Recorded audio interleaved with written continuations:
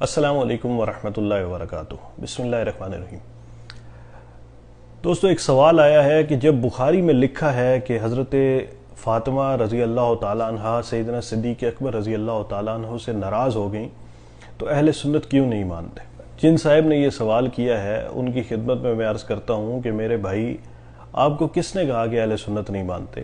ہم تو مانتے ہیں، اہل سنت بالکل اس چیز کو مانتے ہیں کہ بخاری میں یہ بات لکھی ہوئی ہے کہ حضرت فاطمہ رضی اللہ تعالیٰ عنہ حضرت ابوبکر صدیق رضی اللہ تعالیٰ عنہ سے ناراض ہو گئیں۔ اس بات کا تو کوئی انکار ہی نہیں ہے، یہ تو بخاری میں لکھی ہوئی ہے اور ہم اس کا قطعاً انکار نہیں کرتے۔ لیکن سیدہ فاطمہ رضی اللہ تعالیٰ عنہ ناراض ہوئیں یا نہیں ہوئیں، اس کا فیصلہ آپ ذرا خود فرمائیے۔ بخاری میں جو بات لکھی ہوئی ہے وہ بات میں آپ کو ایک مثال سے سمجھاتا ہوں۔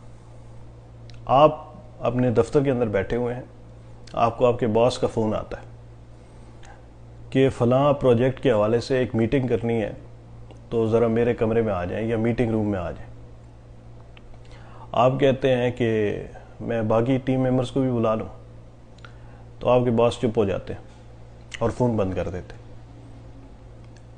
تو آپ اپنے ٹیم ممبرز کو بتاتے ہیں کہ اس طریقے سے باس کا بھی فون آیا ہے، میں نے پوچھا کہ ٹیم ممبرز کو بھی بلا لوں، تو وہ خاموش ہو گئے، تو آپ رہنے دو، آپ نہ جاؤ ساتھ۔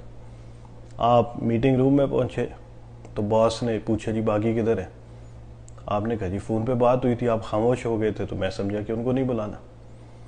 تو باس آگے سے آپ کی عزت افزائی کریں کہ اللہ کے بندے، ایک پروجیکٹ کی بات ہے تو کیوں نہیں بلانا، یہ تو آبویس ہے کہ بلانا ہی بلانا ہے۔ تو یہ جو اس نے اپنے ٹیم ممبرز کو کہا ہے نا کہ نہیں تم لوگوں کے جانے کی ضرورت نہیں ہے، یا تم لوگ ساتھ نہ چلو، یا باس نے نہیں بلایا، یہ جو اس کی اور اس کے باس کی کنورسیشن ہوئی ہے نا، اس سے اس نے خود اسیس کیا ہے کہ شاید وہ یہی چاہ رہے ہو۔ یہ اس کی اپنی اسیسمنٹ تھی، یہ حقیقتاً یہ نہیں ہے کہ باس نے بلایا ہی نہیں۔ اب اس سارے واقعے کو کوئی بیان کرے تو وہ یہ کہے کہ باس نے میٹنگ کے لیے بلایا ہی نہیں تھا۔ تو یہ بات اگر کہیں لکھی جائے تو وہ بات تو ٹھیک لکھی ہوگی کہ بھائی باس نے میٹنگ میں نہیں بلایا تھا، لکھا تو ہوگا، لیکن حقیقت حال اس کے برعکس ہوگی۔ وہ کیسے پتہ چلا؟ وہ ایسے پتہ چلا کہ جب وہ صاحب جن کو فون کیا گیا تھا وہ جب باس کے پاس گئے تو اس نے کہا کہ بھائی تم کیوں نہیں لے کے آئے؟ وہ باس نے خود اس کا اظہار کر دیا کہ ان کو لے کے آنا تھا۔ اس طریقے سے اس بات کا پتہ چلے گا کہ باس کی منشا کیا تھی۔ تو اگر وہ کسی رسالے میں یا کسی ای میل میں یا کسی نے کسی کو بتاتے ہوئے یہ بات کی نا کہ باس نے نہیں بلایا تھا، تو وہ میل میں لکھی ہوئی ہوگی، لیکن حقیقتاً وہ بات ایسی نہیں ہوگی، بلکہ باس نے بلایا ہوا تھا۔ جو باس کے بلانے سے بعد میں پتہ چل گیا، جو اس بندے کی عزت افزائی سے بعد میں پتہ چل گیا کہ بھائی بلایا تھا، تم کیوں نہیں ان کو ساتھ لے کے آئے۔ اس کو ایک اور مثال سے سمجھیں۔ آپ کے والد صاحب سخت گرمی کی حالت میں باہر سے آتے ہیں، دن 2 3 4 بجے کا وقت ہے اور پسینے میں شرابور ہیں، تو وہ پسینہ خشک کرنے کے لیے تھوڑا سا کہ ڈائریکٹ پنکھے کے نیچے نہ جاؤں، ڈائریکٹ اے سی والے کمرے میں نہ جاؤں، تھوڑا سا وہ مطلب پسینہ خشک کرنے کے لیے ڈرائنگ روم میں ہی بیٹھ گئے۔ آپ کو انہوں نے کہا کہ والدہ کو جا کے کہو کہ پانی کا بندوبست کریں۔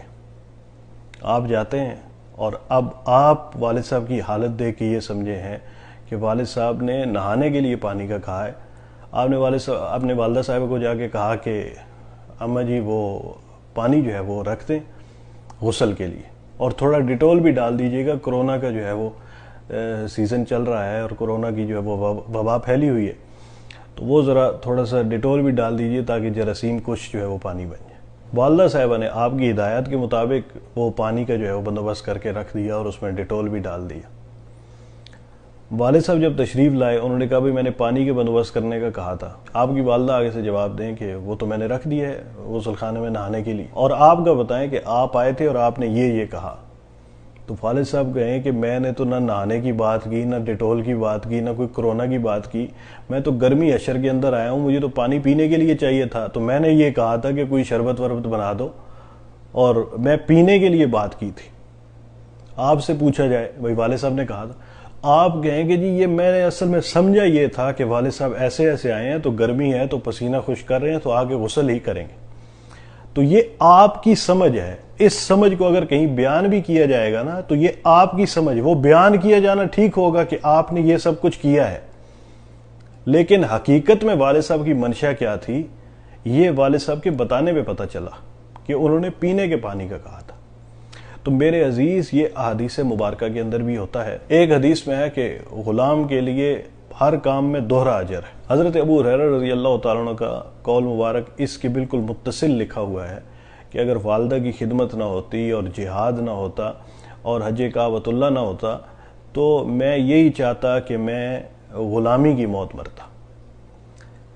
اب حدیث کا ٹکڑا صرف اتنا ہے کہ غلام کے لیے دوہرا اجر ہے، اور یہ آگے حضرت ابو ہریرہ رضی اللہ تعالیٰ عنہ کی خواہش لکھی ہوئی ہے، کیونکہ یہ بات کہ میں غلام ہوتا یہ اللہ کے رسول صلی اللہ علیہ وسلم تو نہیں فرما سکتے۔ اسی طریقے سے ایک موقع پہ اللہ کے نبی صلی اللہ علیہ وسلم نے فرمایا کہ ان ایڑیوں کے لیے آگ ہے جو وضو کے درمیان خشک رہ جاتی ہیں۔ اب یہ حدیث ابو ہریرہ رضی اللہ تعالیٰ عنہ بیان کرتے ہیں تو اس سے پہلے کہتے ہیں اسبغ الوضو، اچھی طرح وضو کرو۔ یہ رسول اللہ صلی اللہ علیہ وسلم کا ارشاد مبارک نہیں ہے۔ تو یہ میں نے آپ کو چند مثالیں دی ہیں کہ احادیث مبارکہ میں بھی اس طرح ہوتا ہے، اور اس کے علاوہ ہماری ڈیلی روٹین ہے نا، ہم کوئی بات سمجھتے ہیں اور ہم یہ بات کہہ دیتے ہیں، حقیقتاً وہ کبھی واقعہ کے مطابق ہوتی ہے، کبھی اس کے برخلاف ہوتی ہے۔ تو یہ جو بخاری میں لکھا ہوا ہے نا کہ حضرت فاطمہ رضی اللہ تعالیٰ عنہ حضرت ابوبکر رضی اللہ تعالیٰ عنہ سے ناراض ہو گئیں، یہ اس روایت کا حصہ نہیں ہے، اس مکالمے کا حصہ نہیں ہے جو حضرت ابوبکر صدیق اور حضرت فاطمہ رضی اللہ تعالیٰ عنہ کے بھیجے گئے قاصد یا حضرت فاطمہ رضی اللہ تعالیٰ عنہ کے درمیان ہوا ہے۔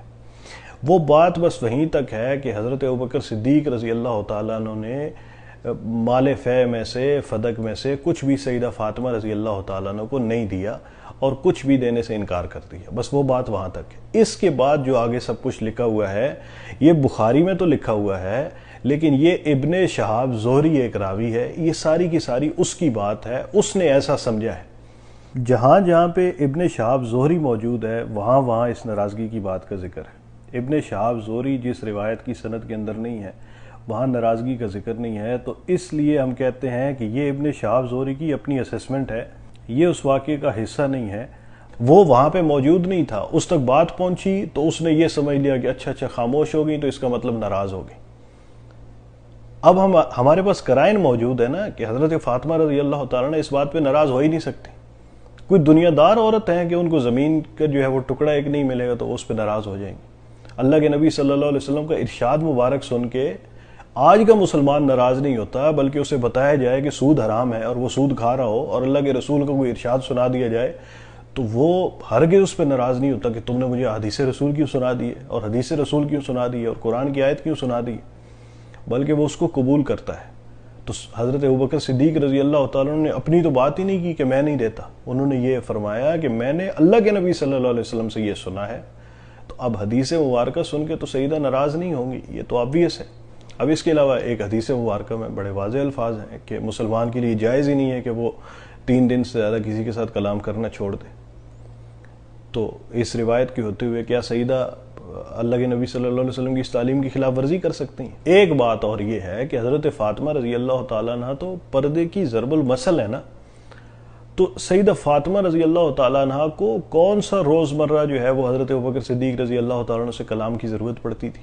تو خلاصہ میرے عزیز یہ ہے کہ یہ بات بخاری میں تو لکھی ہوئی ہے، لیکن قرائن اس بات کے شاہد ہیں کہ حضرت فاطمہ رضی اللہ تعالیٰ عنہ حضرت ابوبکر صدیق رضی اللہ تعالیٰ عنہ سے ناراض نہیں ہوئی۔ اور کوئی ایک روایت، یہ میرا چیلنج ہے، آپ اس کو جو مرضی سمجھیں، یہ میرا چیلنج ہے کہ حضرت فاطمہ رضی اللہ تعالیٰ عنہ کا اپنا ارشاد کہ میں ناراض ہوں حضرت ابوبکر صدیق رضی اللہ تعالیٰ عنہ سے، کسی ایک روایت سے بھی ثابت نہیں۔ میں کسی سے ناراض ہوں تو جب تک میں اس کا اظہار نہیں کروں گا تو پتہ نہیں چلے گا۔ ابن شہاب زہری اگر اس واقعے کو خود بھی دیکھ رہے ہیں نا تو حضرت فاطمہ رضی اللہ تعالیٰ عنہ تو پردے میں ہیں، تو اگر وہ خاموش ہو گئی ہیں تو اللہ کے رسول صلی اللہ علیہ وسلم کا ارشاد سن کے خاموش ہونا اس بات کی علامت ہے کہ اس کو قبول کر لیا ہے، اور پھر ساری زندگی اس بارے میں ذرا ایک لفظ نہ کہنا، تذکرہ تک نہ کرنا، یہ اس بات کی علامت ہے کہ انہوں نے حضرت ابوبکر صدیق رضی اللہ تعالیٰ عنہ کی جو انہوں نے احادیث کو بیان کیا ہے اس کو قبول کر لیا ہے۔ اب اس خاموشی کو کہنا کہ وہ ناراض ہو گئی تھیں، اس ناراضگی کا جب تک حضرت فاطمہ رضی اللہ تعالیٰ عنہ نہیں بتائیں گی تو نہیں پتہ چلتا۔ تو بھائی بخاری میں تو لکھا ہوا ہے، لیکن حضرت فاطمہ رضی اللہ تعالیٰ عنہ حضرت ابوبکر صدیق رضی اللہ تعالیٰ عنہ سے ناراض نہیں ہو سکتی، کیونکہ ناراض ہونے والی کوئی بات ہی نہیں تھی۔ تو امید ہے کہ یہ سوال کلیئر ہو گیا ہوگا۔ السلام علیکم ورحمۃ اللہ وبرکاتہ۔ ہم صحابہ کے عاشق جو ٹھہرے، جان و دل ان پہ